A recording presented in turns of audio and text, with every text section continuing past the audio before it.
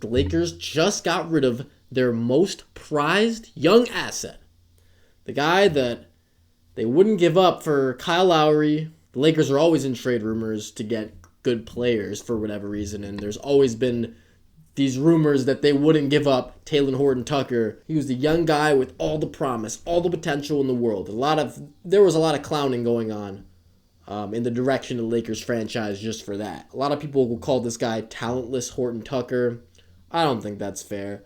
I'm a big Talen Horton-Tucker guy, but only because he's now not on the Lakers. And I was thinking this the whole time. It's been like months, maybe a year almost, that I've been riding with this narrative that this guy can't succeed on the Lakers the way they're built. Like, how is a guy like this that's supposed to have the ball in his hands going to play next to Russell Westbrook and LeBron James and really flourish on a team that has no shooting or defense? This is a guy, he's not a spot-up shooter. You can't plant him in a corner. And if he has the ball, you can't have Westbrook as a spot-up shooter. You're not spacing the floor. And you're playing a big man that can't shoot, and maybe Anthony Davis at the 4, who was a complete brick last year, and even if he's not playing, you've got some bums out there, because the Lakers were a disaster last year, as everybody knows. But now Talen Horton-Tucker might get the keys to an offense in Utah, because we do anticipate Donovan Mitchell will be shipped out sooner rather than later. It's all going to depend on that. But let me just say that the stock for Talen Horton-Tucker to win Most Improved Player is high. It's there. I bet on it. Call me stupid. But plus 6,000, I like those odds. I mean, this guy's potential to put up 20 points a game if he has the keys to the offense. The Jazz are going to be really, really bad. But he gets his shots, he will produce numbers. You better believe that. Last thing I got to say about THT, we just got to remember what happens when the Lakers like to get rid of their good, young, promising players. Now, maybe good is a stretch at this moment for people that watched a lot of Lakers games last year. Yeah, THT didn't have the greatest season in the world. That being said, young players with promise. I mean, do I have to go down the list? Kyle Kuzma, Brandon Ingram, Julius Randle for that one season in New York, I guess. Obviously, he still had the potential, though. I mean, they want to throw all those guys away. Lonzo Ball. Talen Horton-Tucker is talented, all right? It's not talentless Horton-Tucker. It's not the case. Now, the real headline here for most people is Pat Beverly. Most people didn't anticipate that he would stay with the Utah Jazz, that they were just a pit stop for him, because he's the type of guy that he's going to be on contending team. Because he fits that 3-and-D role so well for any team that needs it. And it seems like any team that truly thinks they can win a title, they can't have enough of guys like this, especially on the defensive end.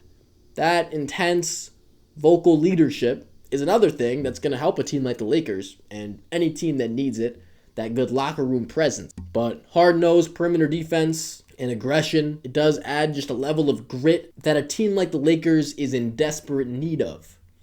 And him with LeBron, I mean, I think that's going to be a great pairing. So he will give them a nice 10 points, guard the other team's best player. They didn't have a guy like that. I mean, they really didn't have any good perimeter defenders that you could throw on the other team's best guard at all. So now they have that. And another guy that can hit a 3 off a catch and shoot. So big dub for the Lakers, to be honest. Because let's be real, Talen Horton-Tucker was not going to help this Lakers team as currently composed. The only reason he was on the team and that they would like to keep him is just for the future. It's just when you don't have Russell Westbrook anymore, maybe LeBron is aging or he's on a different team because his son's in the league, whatever. They know that his superstardom on their team is very finite, and they know that. And so they might be influenced to hold on to Talen Horton-Tucker because they do believe in him in a bigger role once this era of the team is over. And Anthony Davis, I guess, is your main guy. If they're going to keep the team pretty much looking like this, if they're going to try to win a championship with LeBron, Pat Bev, I mean, that's a great addition.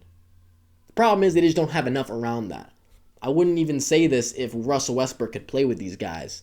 And who knows, maybe adding Pat Bev is going to help Russell Westbrook. Honestly, on paper, Pat Bev, Russell Westbrook backcourt is pretty good.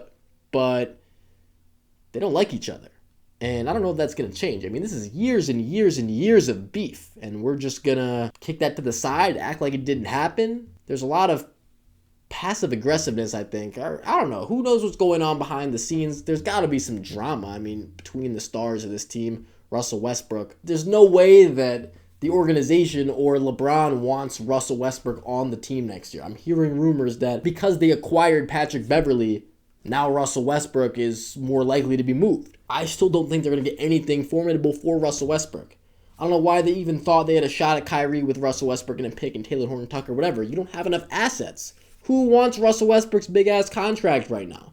Who's going to give you something valuable in exchange for that? You probably couldn't give Russell Westbrook away for free. I really don't think anything's going to happen with that. Like, if they get rid of Russell Westbrook, they're going to have to throw a pick in there, and they're probably not going to get anything back. That trade would probably only just be to get rid of him. It won't matter what the return is. You can't get a good return. It's just not going to happen.